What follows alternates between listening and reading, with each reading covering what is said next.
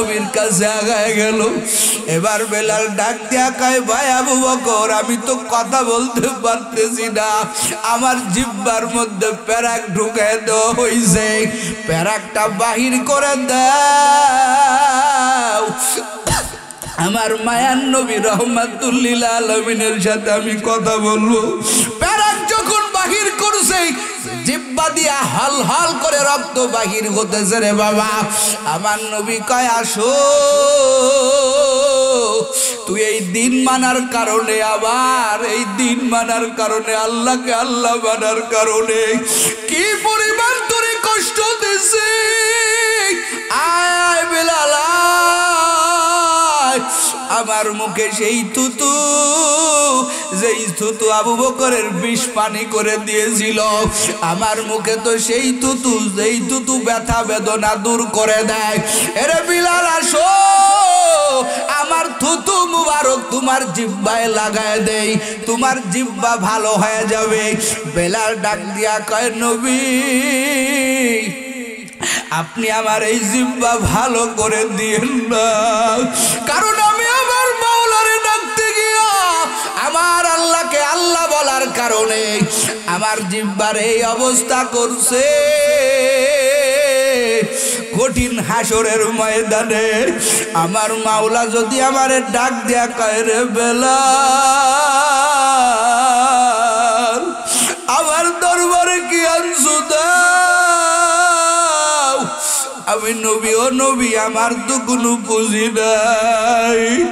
আমার মাওলা যেদিন আমারে ডাক দিয়া বলবেন আমার জন্য কি আনছো, ওই দিনকে আমার জিহ্বাটা বাহির করে দিয়া বলবো রে মালিক এই জিহ্বাটা রিসার্চ করে দেখো, ওরে তোমাকে আহাত বলার কারণে রে আল্লাহ, তোমাকে এক জানার কারণে, তোমাকে আহাত বলার কারণে বেঈমান উমাইয়া আমার জিহ্বাটা ছিদ্র করে দিছে। ও আল্লাহ আমার কাছে কোনো পুঁজি নাই, ও আল্লাহ তুমি এই পুঁজির কারণে আমারে মাফ করে দাও। বেলাল নবীর কাছে জিহ্বা আগায় দেয় না, বেলাল ওই ছিদ্রওয়ালা জিহ্বা নিয়া কবরে গেছেন। জোরে কোন আল্লাহু আকবার। বেলালের মর্যাদা বেড়ে গেল, নবীর কাছে আসলো, বেলালের মর্যাদা বেড়ে গেল। বেলাল নবীর সহবত কেমন গ্রহণ করেছেন, যেখানে বেলাল মানুষ বেলালকে দেখলেই বুঝে ফেলতেন এই রাস্তায় যেহেতু বেলাল দেখা যায়, এই রাস্তায় নবীরে দেখা যায়। জোরে কন্যা একটু আল্লাহু আকবার। ওই লোকেরা যেখানে বেলালকে দেখতো সমস্ত মানুষেরা বলতো যেহেতু এই রাস্তায় বেলাল দেখা যায়, এই রাস্তায় মনে হয় রহমাতুল লিল আলামিন। আসলেই খুঁজতে খুঁজতে দেখা যায়, পিছনে খুঁজতে খুঁজতে দেখা যায় বেলাল যেই রাস্তায় হাঁটে ওই রাস্তার পিছনে রহমাতুল লিল আলামিনের সাক্ষাৎ হয়ে যায়। জমিনের যেখানে বেলাল সেখানেই পয়গম্বর। নবীর যেদিন ইন্তেকাল হয়ে গেল বেলাল কয় আর কার জন্য আমি মদিনায় থাকবো, আর তো আমি মদিনার সামনে নবীর সামনে সামনে হাঁটতে পারবো না, আর মদিনার মুয়াজ্জিনগিরি করে কি করব, ওরে আমি আজান দিলে তো আর নবীর দেখতে পাবো না। কি পরিমাণ মর্যাদা রে বাবা, মানুষ নবীর মোহাব্বতে নবীর কাছে আগায় যায়, কিন্তু বেলালের যখন বেলাল ইশক আলাদা এক ইশক করে বাবা, নবীর আলাদা প্রেমের অধিকারী ছিলেন হযরত বেলাল। নবীর ইন্তেকালে সবাই নবীর দেখার জন্য আগায় আসে, আর বেলাল কয় এর মদিনা তোর ভিতরে আমি আর থাকবো না। বেলাল একটা দৌড় দিয়েছে, ওরে নবীর কাছে আগায় নাই, যখন শুনছে নবী দুনিয়াতে নাই বেলাল চলে গেল দামেস্কে। আবু বকরের খেলাফত গেল, উমরের খেলাফত চলতেছে। হাসান হুসাইন একদিন যায় উমরে যা রিকোয়েস্ট করে বলে, উমর কতদিন মসজিদে নববীতে বেলালের আজান শুনি না, আপনি যদি একটু বেলালকে অনুরোধ করেন বেলাল মদিনায় আসবে, বেলাল একটু মদিনায় আনার ব্যবস্থা করেন। ওমর রাদিয়াল্লাহু তাআলা চিঠি লিখলো, ভাই বেলাল তোমার জন্য আমরা বড় অপেক্ষা করি, আসো আসো মদিনায় তুমি আসো। বেলাল রে অনেক রিকোয়েস্টের পরে মদিনায় আনা হলো। ওমর রাদিয়াল্লাহু তাআলা আনহু বলতেছে, ভাই বেলাল তুমি তো নবীর সিলেক্টেড কিন্তু মুয়াজ্জিন ছিলা, তুমি আমার আল্লাহর সিলেক্টেড কিন্তু মুয়াজ্জিন। ও যুবক, বেলালের কিন্তু কণ্ঠ ভালো ছিল না, বেলালের কিন্তু চেহারা ভালো ছিল না রে যুবক, কিন্তু বেলালের মধ্যে আমার মাওলার প্রেম ছিল। তোমার আমার আজকে কণ্ঠ ভালো কিন্তু মোহাব্বত কম। উমর ডাক দিয়া কয়, ভাই বেলাল আজকে একটু আজান দাও, তোমার আজান আমরা একটু শুনবো। বেলাল কয়, ভাই উমর আমারে রিকোয়েস্ট করিও না, আমি আজান দিতে পারবো না, কারণ আমি আজান দিলে তো ওই যে মসজিদে নববীর মেম্বারে তো নবীরে দেখতে পাবো না। জোরে সেই নবী নাই, ওরে আমি যার দেখে দেখে আজান দিতাম, এই নবী যেহেতু নাই আমি বেলাল আজান দিতে পারবো না, আমারে রিকোয়েস্ট করিও না। ওমর বলে রিকোয়েস্ট করে, বেলাল রাজি হয় না। হঠাৎ করে যাইয়া হাসান হুসাইন দুই দিক দিয়া বেলালের দুইটা হাত জড়ায়া ধরছে। একটু জোরে কোন আল্লাহু আকবার। বেলাল তাকায় দেখে একদিকে হাসান আর একদিকে হুসাইন। বেলালের হৃদয়টা কেঁপে উঠছে, কারণ ও যুবকেরা, ও মলিয়ানপুরের মুসলমানেরা, হাসান হুসাইন দুই ভাই এমন ছিল এক একজনের চেহারার সাথে নবীর চেহারার সাথে মিলে যাইতো। ওরে নাভির থেকে নিয়ে মাথা মুবারক মাথা পর্যন্ত হাসানের যেই চেহারা আমার নবীর সেই চেহারা, বলেন একটু আল্লাহু আকবার। আবার নাভির থেকে নিয়ে পা পর্যন্ত হুসাইনের যেই ঢক আমার নবীর সেই ঢক। বেলাল একবার ডানে তাকায় দেখে হাসান জড়ায় ধরে কয়, ও বেলাল আমাদের নবী নাই, তাই বলে কি আর আপনি আজান দিবেন না? হুসাইন কয়, আপনি একটু আজানের ব্যবস্থা করেন, আজান দেন। বেলাল বলে, আমি তো একেবারে চিপায় পড়ে গেলাম। হাসান হুসাইনের দিকে তাকাইয়া আমি পাগলের মতো হয়ে গেলাম, আমি আজান দেওয়ার জন্য প্রস্তুত। এবার বেলাল মিনারায় দাঁড়ায় যখন আজান দিবে, এরে যুবক বেলালের আজান যখন শুরু হয়ে গেছে, মসজিদে নববীর চতুর্দিক দিয়া বেলালের আওয়াজ যখন ছড়াইতেছে, ছোট ছোট কিতাবের মধ্যে লেখে, ছোট ছোট বাচ্চাগুলো মারে ডাক দিয়া কয়, মা মদিনার নবী মনে হয় আবার ফেরত আসছে।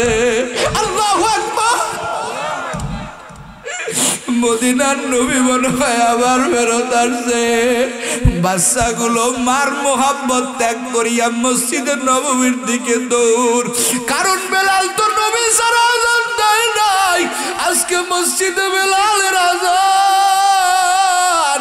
ছোট ছোট বাচ্চাগুলো দৌড়াইতেছে, মনে হয় নবী ফিরে আসছে।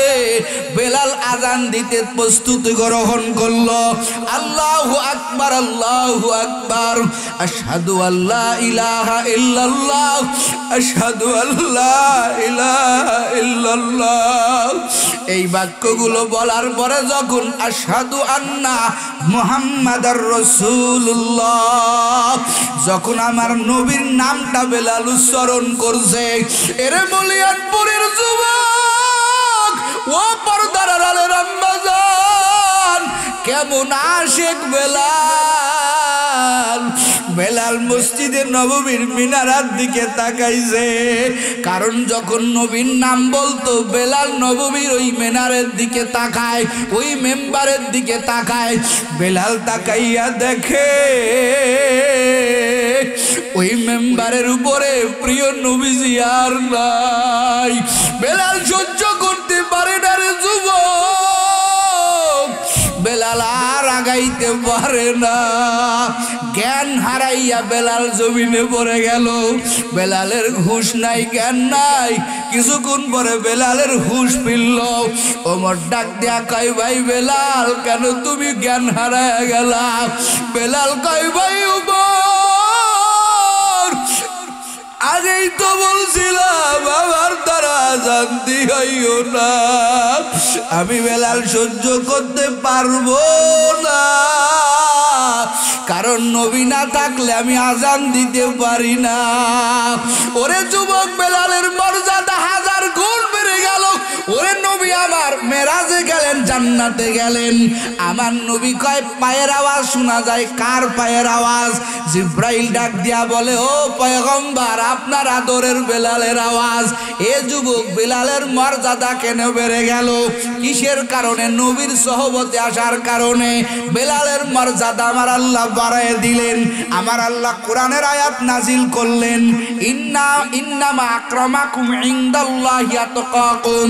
আমার আল্লাহ কয়, আমি আল্লাহর কাছে মর্যাদার দিক দিয়ে বেলালের মর্যাদা বেশি, কারণ বেলালের ভিতরে যেই তাকওয়া, বেলালের ভিতরে যেই আমি আল্লাহর ভয়, এই ভয়ের কারণে আমার আল্লাহ কয়, আমি আল্লাহ বেলালের মর্যাদা, বেলাল মুত্তাকির দফতরে নাম লেখার কারণে আমি আল্লাহ বেলালের মর্যাদা বাড়ায়া দিলাম। একটু জোরে জোরে কন্যা সুবহানাল্লাহ। ও বলিয়ানপুরের মুসলমান, শুধু তাই না, দেখেন সহবতটা কেমন। আবু বকর দামি হয়ে গেল, উমর দামি হয়ে গেল। আবু বকর সারাটা জীবন মিল রাখছেন। যার জীবন মিল, চলাই মিল, মৃত্যুর বেলায় মিল রাখে। আমার নবী ইন্তেকালের আগে বিষের ব্যথা অনুভব করে, কারণ আমার নবী আল্লাহর কাছে দোয়া করতেন, ও দয়ার আল্লাহ, আপনি আমাকে শাহাদাতের মরণ দান করেন। নবী আমার ইন্তেকালের আগে ওই যে ইহুদি মহিলার বুড়ির, তার বিষ খাওয়ানোর ক্রিয়াটা নবীর ভিতরে ব্যথা জন্ম নিল। নবী আমার 14 দিন অসুস্থ। আয়েশারে ডাক দেয়া কয়, আয়েশা, বিষের ব্যথা সহ্য করতে পারি না। আল্লাহর কাছে দোয়া কবুল হয়ে গেছে। বিষের বেদনা দিয়া নবীর ইন্তেকাল হয়। নবীর শহীদি মর্যাদা দিয়া আমার আল্লাহ জমিন থেকে নেয়। আবু বকরের তামান্না, নবী যেরকম শহীদি মরণ পেল, আমিও শহীদি মরণ চাই। ওরে আবু বকরের ইন্তেকালের বেলাও দেখেন কতটা মিল রাখছে রে বাবা। আবু বকর নবীরে নিয়ে গারে সোরের মধ্যে 3টা দিন 72 ঘন্টা নবীরে একা নিয়ে, আবু বকর ছাড়া আর কেউ নাই। ওই যে গর্তের ভিতরের যুবক, ওই গর্তের ভিতরে আবু বকরের পায়ে একটা সাপ দংশন করলো। লম্বা ইতিহাস।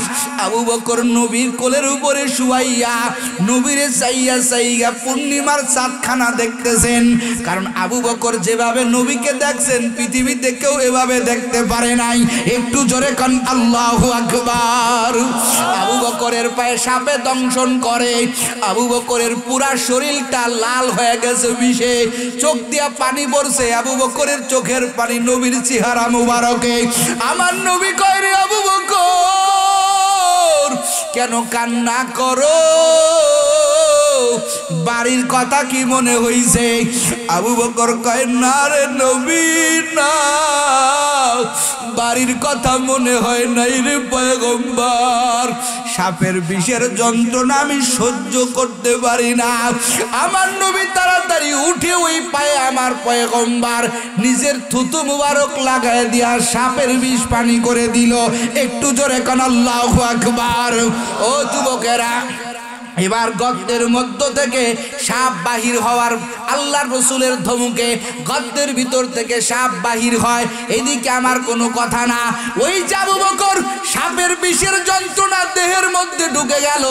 আবু বকর মাঝে মাঝেই তার ভিতরে সাপের বিষের বেদনা উঠত। নবীর কাছ থেকে ঝাড়ফুঁক নিতেন, আবার আবু বকর সুস্থ হয়ে যাইতেন। এভাবে চলতেন। কিন্তু আবু বকরের ইন্তেকালের আগে সেই সাপের যন্ত্রণা শুরু হয়ে গেল। আয়েশারে ডাক দিয়া কয়, রে মা, ওরে আমার সময় বুঝে শেষ। আমার সেই শরীরের মধ্যে সাপের যন্ত্রণা, সাপের বিষের বেদনা। আজ তো আমার নবী নাই, যেই নবীর থেকে আমি ঝাড়ফু নিব। আল্লাহ মনে হয় এই বিষের যন্ত্রণা দিয়ে আমারে কবরে নিবেন। দুই বন্ধুর মধ্যে কতটা মিল। নবী আমার ইহুদি ওই মহিলার বিষ পানের বিষ নিয়া, ব্যথা বেদনা নিয়া কবরে যায়। আবার বন্ধু আবু বকর সাপের বেদনা নিয়া, সাপের বিষের বেদনা নিয়া বন্ধুর সাথে কেমন মিল, শহীদি মর্যাদা পাইয়া কবরে যায়। এরে যুবক, শুধু তাই না রে যুবক, কেমন মর্যাদাবান হয়ে গেল আবু বকর। আবু বকর জীবনে মিল, মরণে মিল, আবার কবরের লাইনেও মিল। জোরে কন্যা আল্লাহু আকবার। আবু বকর যখন অসুস্থ, ওমর রে ডাক দিছে, উমর আয় আয় আমার কাছে আয়। আমি আবু বকর যেদিন থাকবো না, আমাকে কোথায় দাফন করবা? ওরে আমার লাশটা তোমরা যেখানে সেখানে আগেই দাফন করবা না, কারণ আমি আবু বকরের দিলের বড় তামান্না, যেই নবীরে একটা নজর না দেখে আমি থাকতে পারি নাই। নবী যেখানে যায় আমিও সেখানে যাই। আমার দিলের বড় তামান্না আমি একটু নবীর কোলের কাছে ঘুমাইব। তবে কতটা আদব, কতটা সম্মান, মর্যাদা। আবু বকর কয়, উমর রে, যেদিন আমি মরে যাব, আমার লাশটা নিয়ে নবীর রওজার কিনারায় যাওয়া। ওরে নবীর কাছে অনুমতি চাইবা। তোমার বন্ধু, তোমার বাল্যকালের বন্ধু, তোমার আদরের বন্ধু আবু বকর আর দুনিয়াতে নাই। একে কোথায় দাফন করব? আবু বকরের দিলের তামান্না হলো আপনার কাছে ঘুমাবে। নবী যদি অনুমতি দেয় আবু বকরের কথা উমরের কাছে, তাহলে নবীর পাশে আমার একটু জায়গা করে দিবা। আর যদি নবী অনুমতি না দেয়, তোমাদের যেখানে ইচ্ছা আমার সেখানে দাফন করবা। ও নবীর উম্মতেরা, নবীর মর্যাদা কত বেড়ে গেল। আবু বকর সাথে থাকার কারণে কতটা মর্যাদাবান ব্যক্তি হয়ে গেল। আবু বকরের ইন্তেকালের পরে উমরের কান্নার আওয়াজ। উমর কয়, হায় রে, এতদিন আবু বকরের সাথে চললাম, আবু বকরের সাথে চললাম, নবীর মোহাব্বত, নবীর স্থলাভিষিক্ত, নবীর পরে আবু বকরের হাতে হাত দিয়ে আমরা চললাম। আজকে তাকেও হারিয়ে ফেললাম। এখন আমরা কারে মুরব্বি মানব? সমস্ত সাহাবায়ে কেরাম কান্না করে, কোথায় দাফন হবে? ওমর কয়, আবু বকরের ওসিয়ত আমাকে পূরণ করতে দাও। এবার আবু বকরের গোসল করাইয়া, কাফন পরাইয়া আবু বকরের লাশটা নবীর রওজার কিনারায় নেওয়া হলো। একটু জোরে কন আল্লাহু আকবার। উমর যা কয়, আসসালামু আলাইকা ইয়া রাসূলুল্লাহ, আসসালামু আলাইকা ইয়া হাবিবাল্লাহ। ও পয়গম্বর, আজকে আপনার বাল্যকালের বন্ধু আবু বকর আমাদের থেকে বিদায় নিয়ে গেছে রে নবী। এই আবু বকরকে কোথায় রাখবো? আপনার বন্ধুকে কোথায় রাখবো? ওরা আবু বকরের দিলের তামান্না আপনার কাছে চিরদিনের জন্য শায়িত হবে, আপনার কোলে একটু ঘুমাইবে। যদি অনুমতি দেন তো লাশটা আপনার রওজার কিনারায় দাফন করা হবে। এই প্রস্তাব দেওয়ার পরে হাজার হাজার সাহাবায়ে কেরাম রওজার ভিতর থেকে আওয়াজ চলে আসলো, উদখুলুল হাবিব ইলাল হাবিব। ওরে বন্ধুকে কোথায় রাখবা? বন্ধু বন্ধুকে বন্ধুর সাথে মিলাইয়া দাও। জোরে কোন আল্লাহু আকবার। বন্ধুকে বন্ধুর সাথে মিলাইয়া দাও। আবু বকর কেমন দামি হয়ে গেল, নবীর কাছে ঘুমানোর মতো সুযোগ পেয়ে গেল। ও নবীর উম্মতেরা, ও কলিজার যুবক, আজকে হাজার মাথা কুটলেও আবু বকর পাবা না, আজকে হাজার চেষ্টা করলেও নবীকে পাবা না। কিন্তু এই জমিনে উলামায়ে কিরাম আছে, তাদের কাছে যাইবা, তাদের কাছে বসবা, তাদের সোহবতে একটু থাকবা। আমার আল্লাহ তাআলা তোমার মর্যাদা বাড়ায় দিবেন, আমার আল্লাহ তাআলা তোমার মোহাব্বতের বান্দা বানাই নিবেন। কিন্তু কলিজার যুবক, মোহাব্বত তো নাই, সোহবত তো নাই, আরো এমন ভাবে চলো মনেই হয় না যে তোমরা মরবা, মনেই হয় না যে তোমাদের কবরে যাওয়া লাগবে। এরে আল্লাহর বান্দারা, যেই আবু বকর সারাটা জীবন মিল রাখে, যেই আবু বকরের মরণে মিল, যেই আবু বকরের চলাই মিল, যেই আবু বকর নবীর রওজার কিনারায় কবর পায়, ওরে যুবক, ওই আবু বকরের জিন্দেগি তালাশ করে দেখো।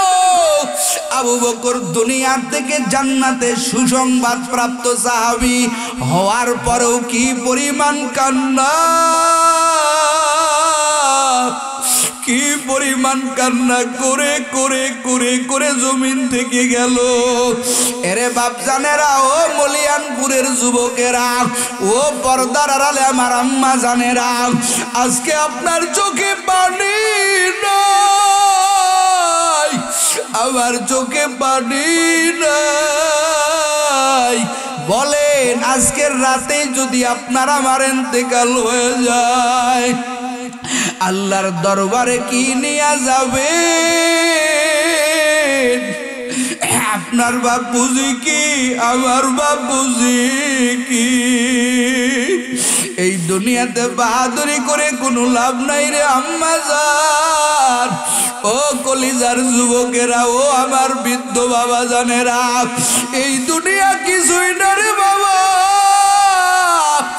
আসছি খালি হাতে, যাব খালি হাতে। আবু বকর জান্নাতে সুসংবাদ প্রাপ্ত সাহাবী হওয়ার পরেও শুধু কান্না, শুধু কান্না আর কান্না। আমি আমার মাওলার এক দরবারে, আমি আমার মাওলার কবরে কি নিয়ে যাব? আবু বকরের জীবনী খুঁজলে পাওয়া যায়। ও যুবকেরা, জংলাই যাই আবু বকর একটা গাছের পাতার দিকে তাকাইয়া বলতো, ইয়া ইবনে কুহাফা, এ কুহাফার সন্তান, কেন তুই মানুষ হইলি? আল্লাহ আমারে কেন মানুষ বানাইছে? আমি আমার মাওলার দরবারে কি নিয়ে যাব? একটা গাছের পাতারে দইরা কইতো, ইয়া লাইতানি কুনতু আরাকা মিনাশ শাজার। ও আল্লাহ, আপনি কেন মানুষ বানাইলে? আপনার দরবারে কি নিয়ে যাব? আহারে, আমি তো কিছুই করতে পারি নাই। যদি একটা গাছের পাতা হইতাম, ছাগলে খাইয়া ফেলতো, আমার কোনো হিসাব হতো না। ও আল্লাহ, কেন মানুষ বানাইলা, কেন মানুষ বানাইলা? এরে যুবক, আবু বকর যদি এত বড় কথা বলতে পারে,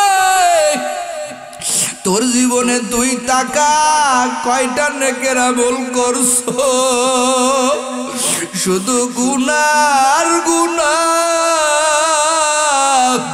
ওরে কিনে আমার মাওলার কবরে যাবি, আজও পর্যন্ত 5 বেলার নামাজ পড়তে পারো না, আজও পর্যন্ত নবীর তরিকায় চলতে পারো না রে যুবক। কি মনে করছো আরো বহুদিন বাঁচবা না রে যুবক? তোর মতো কত হাজার যুবকেরা কবরে চলে যাইতেছে, এমন কোন দিন নাই যে যুবকের লাশের খবর পাওয়া যায় না। এরে যুবক, তোর কি মনে নাই? ওরে তোর পরিবার থেকে যেদিন তোর মা বিদায় নিল কি পরিমাণ কান্না করলি, তোর বাবা যেদিন বিদায় নিল কি পরিমাণ তুই কান্না করলি। আজকে তোর সুখের সংসার, কত মানুষ তোকে মোহাব্বত করে। বন্ধুরা কয় তোরে একদিন না দেখলে ভালো লাগে না। রাত্রে বেলা দেখা করতে আসে, দিনের বেলা দেখা করতে আসে, আবার দিনের ভিতরে 5-6 বার ফোন দেয়, বলে বন্ধু আয় একসাথে চা খাইবো, একসাথে বাজারে যাব। এরে যুবক, তোর মতো কত বন্ধু, ওরে কত খেলার সাথে আজকে 3টা কাপড় নিয়ে কবরে গেল। কই তুই তো একদিনও তোর বন্ধুর কবরের কাছে যাও না। কত একসাথে বেড়াইতেই, কই বন্ধুরে তো একা একাই কবরে নামাইয়া দিলি। মারে কতটা মোহাব্বত করতি, মারে একটা নজর না দেখলে তুই পাগলের মতো হয়ে যাইতি। এরে বলিয়ানপুরের যুবক, একটু চিন্তা করো, দিলের কান দিয়া কথাগুলো নেও। পর্দার আড়ালের আম্মা জানেরা, কত মোহাব্বত, স্বামীকে কতটা মোহাব্বত করো। আম্মা জান, তোমাকে যদি বলা হয় তোমার স্বামী আজকে দুনিয়ায় নাই, একটা রাত তোমার স্বামীর সাথে থাকো, ওরে কোনো স্বামী কোনো স্ত্রী রাজি হবে না রে যুবক। যেই বান্ধবীর পিছনে থাইকা থাইকা নিজের জীবন যৌবন নষ্ট করতেছ, যেই মোবাইলের পিছনে সময় লাগাইয়া লাগাইয়া জীবন যৌবন নষ্ট করতেছ, এরে যুবক, তোর মরণের পরে তোর বান্ধবী একটু দেখতেও আসবে না, অন্য স্বামী পাইয়া তোকে ভুলে যাবে। কিসের বাহাদুরি, কিসের কি? কিন্তু আমার মাওলা তো তোর দিকে তাকাইয়া আছে। ওরে আমার বান্দা, কখন একটা বার আমি আল্লাহকে আল্লাহ বলে ডাকবে, কখন আমার বান্দা 2 চোখের পানি ছাড়বে। ও পর্দার আড়ালের আম্মা জান, দুনিয়ার সবাই স্বার্থপর। সন্তান কেমনে পারে নিজের মার বিদায় দিতে? কই কবরে তো কেউ নামলো না। যেদিন মরণ হয়ে গেল, কেউ তাড়াতাড়ি যায় বাচ্চারে বাঁশ কাটার জন্য, কেউ তো বলে না আরো 2-4 ঘন্টা রাখো দেখি। না না, গোল মিটিং করে তাড়াতাড়ি পরামর্শ করে কয়টায় জানাজা হবে, কোন জায়গা কবর হবে। মরার 2-3 ঘন্টা পরে রে যুবক, তোর আমার বাড়িটা প্রস্তুত হয়ে যাবে। ভাই বোনেরা চিল্লা চিল্লি করে কাঁদবে কাঁদবে কাঁদবে, বাচ্চাগুলো কাঁদবে আমার আব্বু কই, আর কারে আজকে থেকে আব্বু বলে ডাকবো।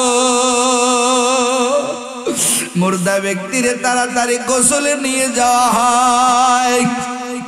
মুর্দা ব্যক্তি তার রুহানি তার ভাষায় বলে, বড়ই পাতার গরম জলে, বড়ই পাতার গরম জলে, শুয়াইয়া মাশারির তলে, জন্মের মতো দিবে গোসল করায়া, আজ বুঝি দিবা গো আমার জনমের বিদায়,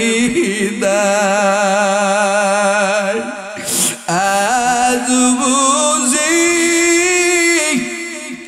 দিবা গো আমার জনমের বিদায়। চক্ষু দুইটা বন্ধ করে দিয়ে নিচের দিকে তাকাও রে যুবক ও বাপজানেরা। ওই যে দেখো বাড়ি ভর্তি মানুষ মশারি টানে তোমার আমার জন্মের মতো গোসল দেয়। ছোট্ট বাচ্চাটা যায় আমারে কয় মা আব্বারে কিসের গোসল দেয়? আমার বাবা কেন এমনি গোসল করে রে মা? আমার বাবা তো এমনি গোসল করে না। মা বুঝাই রে বাজার তোর বাবার শেষ গোসল, তাই সবাই মিলে গোসল দিতেছে। বাজার থেকে 2-1 ঘন্টার মধ্যে বাবার সাদা কাফন চলে আসবে। যুবক রে প্যান্ট শার্ট ছাড়া কিছু পরো নাই। তোমাকে লম্বা জামা পরতে বলি, তুমি লম্বা জামা পরতে যাও না। যুবক রে তোর বিদার বেলায় তাকায় দেখ, কেসি দিয়া তোর রং বিরঙের গেঞ্জি গুলো কাটতেছি। ওই বাজারের মার্কিন কাপড়। এরে যুবক ঠিকই লম্বা জামা বললি, কিন্তু মরণের আগে বললি না। আজকে তোর মাজার সুতোটা পর্যন্ত কাটিয়া দেয়। যুবক রে তাকায় দেখ তোর কাফনের কিভাবে প্যাকেট করে। সাদা 3 টুকরা কাফন তোরে চকলেটের মতো মুড়া। মুর্দা ব্যক্তি ডাক দিয়া খায় বাজার থেকে কাফন আইনা। কিসের কাফন পরাইলেন ভাই? আজ বুঝি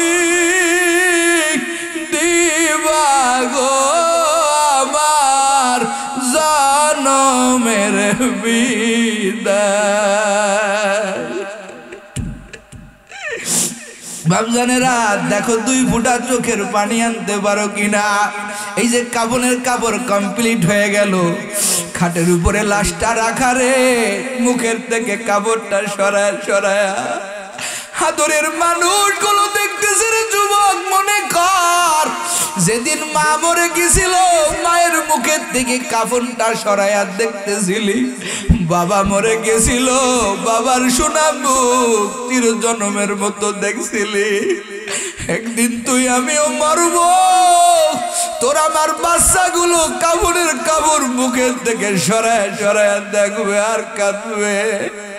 বন্ধুগুলো কাঁদবে আর কারে বন্ধু কয়া ডাকব।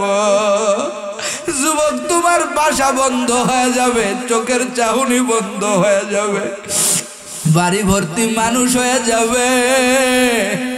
জানাজার টাইম হয়ে যাবে, ইমাম সাহেব একটা ডাক দিবে, আসো লাশটা নিয়ে আসো, জনমের মতো নামাজ পড়ায় দেয়। বাপ জানা রে লাশটা যখন জানাজার নামাজে দাঁড় করায় দেওয়া হলো, জানাজার সামনে দাঁড়ায় হলো, এবার ইমাম সাহেব লাশটা সামনে নিয়ে বলে, এই নাম মুখে যতই বলি ততই মধুর লাগে।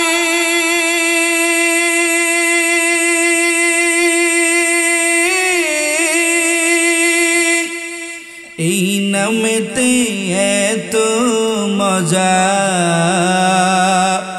না জানিতাম আগে।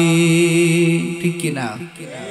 এই নাম মুখে যতই বলি ততই মধুর লাগে। এই নামেতে এত মজা না জানিতাম আগে। তাই তো এ নাম ডাকি আমি, তাই তো এ নাম ডাকি আমি, সকাল দুপুর সাজে। আল্লাহ নামের সুর সদা হৃদয় মাঝে বাজে। বলেন আল্লাহ নামের সুর সদা হৃদয়ে মাঝে বাজে লা ইলাহা সবাই লা ইলাহা লা ইলাহা ইল্লাল্লাহ লা ইলাহা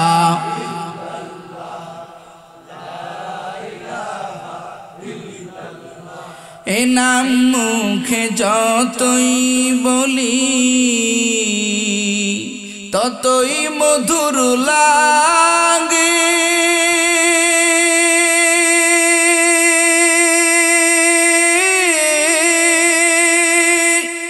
এই নামেতে এত মজা না জানিতাম আগে ঠিক কিনা এ নাম মুখে যতই বলি ততই মধুর লাগে এই নামেতে এত মজা না জানিতাম আগে করুলে শরণ করবে শরণ করুলে শরণ করবে শরণ বলেন কোরআন পাকে